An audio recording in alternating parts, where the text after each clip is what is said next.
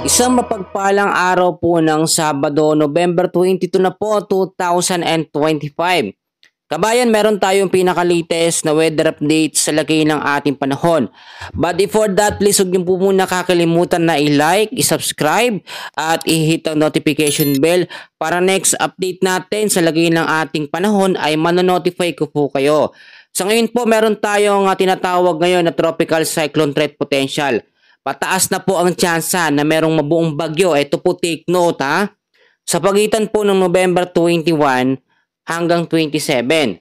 So tanong na mga kababayan natin, super typhoon ba yan? Malakas ba na bagyo yan? Sa ngayon po, sa ating advanced weather system, Tropical Cyclone Threat Potential, ito ay high chance na ma-develop bilang isang bagyo. Pero hindi naman ito nakikitaan na magiging malakas.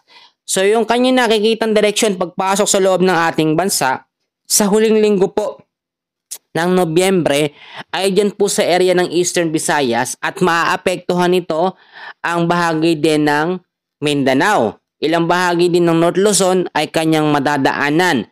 So eto po no, kinakailangan natin maging alerto at maging handa dahil nga po kapag yan nasa katubigan na o nabuo sa katubigan, yan ay may chance pa rin na maging malakas.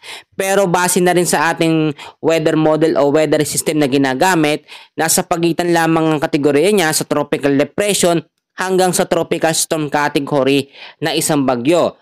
So eto mas maliit yung chance na maging malakas or maging super typhoon dahil nakikita naman sa advanced weather forecast natin. Hindi rin ganun kalawak ang radius or distance ng mga lugar na kanyang maaapektuhan. Na kahit ito'y maging isang ganap na bagyo, yung mga lugar na madadaanan nito, makakaranas lamang ng mga pag-uulan, pero hindi naman makakaranas ng mga sobrang malalakas na hangin o yung tinatawag po natin na life-threatening po na lakas ng hangin bilang isang bagyo. So nothing to worry na nga ba? Huwag tayong mag-worry pero dapat tayong maging handa at maging alerto. So eto po, bukod dyan sa banta ng bagyo na mabubuo sa pagitan ng November 21 hanggang 27, meron tayong apat na hangin or forecast weather condition, apat na weather system na nakakaapekto sa Luzon, Visayas at Mindanao. So i-take note natin at kung mabanggit ko yung mga lugar ninyo, maging alerto o galin magdala ng payong at jacket ngayong araw po ng Sabado. Sa forecast weather condition sa may area po ng Cordillera Administrative Region, kasama po ang Cagayan, ang Isabela, Quirino at Nueva Vizcaya, weather condition sa mga lugar na aking binanggit na yan, cloudy skies with scattered rains and isolated thunderstorms. Pag sinabi natin isolated na thunderstorms, yan ay yung mga pagkulog at pagkidlat na minsan ay magugulat na lamang tayo pa iba-ibang direction ho. So mag-ingat tayo. Possible impact pa rin ito ay pagbabaha po sa mababang lugar at landslide sa mga landslide prone area. Sa bahagi naman po ng Caraga, Northern Mindanao, Davao Region, Sacsayhuaman at Palawan, yung mga lugar naman na yan ay patuloy po makakaranas ng cloudy skies with scattered rains and thunderstorms dahil sa mahinang ITCC or Intertropical Convergence Zone. Ang ITCC po ay mawawalan ng epekto kapag na-develop na yung banta ng bagyo na ating minomonitor. Diyan po sa may bandang silangan po ng Mindanao, paakyat, papatas ng konti sa Eastern Visayas hanggang papuntang North Luzon. So mamaya, alamin natin yung mga lugar na dapat maging alerto at maging handa. Sa area ng Quezon at Aurora, apektado naman yung mga lugar na yan ng easterlies o yung maalinsangan or mainit na hangin. Sabi nung isa nag-comment sa atin bakit daw ang daming iba't ibang hangin o weather system. Akala daw nila or akala daw ng mga iba no ay kapag ganitong magpapasko puro malamig lang daw na hangin ang ating mararanasan. Totoo naman yan kahit noon pa puro malalamig na hangin lang. Yun is yung northeast monsoon lang. Pero sa tinatawag natin na climate change so pabago-bagong kondisyon ng panahon nade-develop yung iba't ibang uri ng hangin na sumasabay sa ihip po ng northeast monsoon.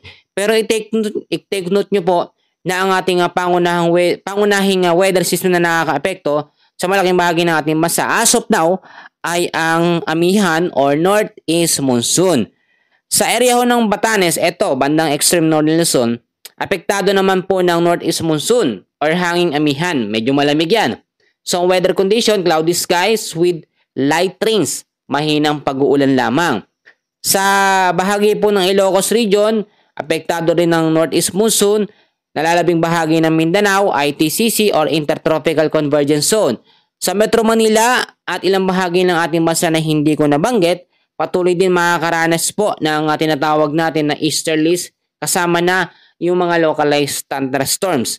So ngayon, marami nagsasabi na ang bagyo daw na tatawaging Berbena ay nakakatakot base daw sa kanyang pangalan. Iba sinasabi, super typhoon na naman tayo dyan. Well, hindi naman po tayo magbabase sa pangalan ng bagyo kung ito yung magiging malakas. No, alam nyo, yung mga nakarang update natin, may mga bagyong dumaan, yung Typhoon Tino. Nakakatakot ba yung Tino? Hindi, 'di ba? Pero ang lakas, yung Super Typhoon Yuan. Parang hindi naman din nakakatakot ng pangalan, pero malakas. So, kabaligtaran ngayon ang mangyayari sa bagyong Berbena na mabubuo po sa last week ng Nobyembre. Hindi yan nakikitaan ng magiging malakas na kategorya ng bagyo. Yan po ay mahina lamang, no? Sa advanced weather forecast natin. Pero sabi ko nga, ng paulit-ulit, nagbabago ang forecast ng system time to time, day by day. So kung magiging consistent po at hindi magbabago, eto nga pong direksyon ng banta ng magiging huling bagyo, bagyong tatawaging Berbena pag nasa loob ng ating bansa, hindi ito magiging malakas sa ngayon po mga kaibigan. So kinakailangan pa rin natin maging alerto dahil kahit wala tayong malakas na bagyo, yung iba kasi traumatized na, no? Talagang ang dami mga kababayan natin nagbantay talaga sa weather apps, no? Tinitignan talaga nila yung pagkilos. Pero hindi lahat applicable sa paggamit ng weather apps kasi minsan hindi niya nare-recognize yung mga parating na bagyo, yung mga namumuong cloud cluster, yung iba't ibang weather system, hindi yan na monitor. So kailangan pa rin natin makinig sa update sa lagay ng ating panahon. Ako ho, no? Salamat sa mga nakikinig ho. So kahit hindi magiging malakas itong magiging huling bagyo, asahan pa rin natin ang mga pag-uulan na maidudulot po niyan sa malaking bahagi po ng ating bansa, no? Kasi kapag sumabay ang bagyo na yan sa apat na weather system, yun ang problema natin. Kaya nga po ngayong umaga o ngayong araw po ng Sabado, maulap na kalangitan. Uulitin ko maulap na kalangitan with isolated rains lalo na po sa Cagayan Valley, sa Cordillera, sa may Ilocos Norte, Quezon Province, Batangas, Calapan, Northern Palawan, Aklan, Cebu, Bohol, silangang bahagi po ng Leyte, Eastern Samar, Siargao, Dinagat Islands, Cadiz, Dumaguete, at Dipolog, no? At bandang hapon naman, ngayong araw po ng Sabado, ay mas makakaranas pa ng mga pag-uulan ang ilang bahagi po ng Northern Luzon. Dahil po yan sa shear line, hindi sa bagyo, no? Wala pa ng direktang epekto yung banta ng sama ng panahon. Hindi pa nga yan nakikita sa system, pero kinakailangan pa rin natin maging alerto. Dahil hindi po biro ang naging pinsala ng mga nakaraang bagyo, kaya ngayon ay maging aral at magsilbi na sa atin yung dapat lagi tayong maging handa sa bawat oras sa sama ng panahon, mahina man or malakas. Kabayan, yan muna ang update natin sa lagay ng ating panahon. And please, huwag kakalimutan mag-like, subscribe. Maraming salamat po.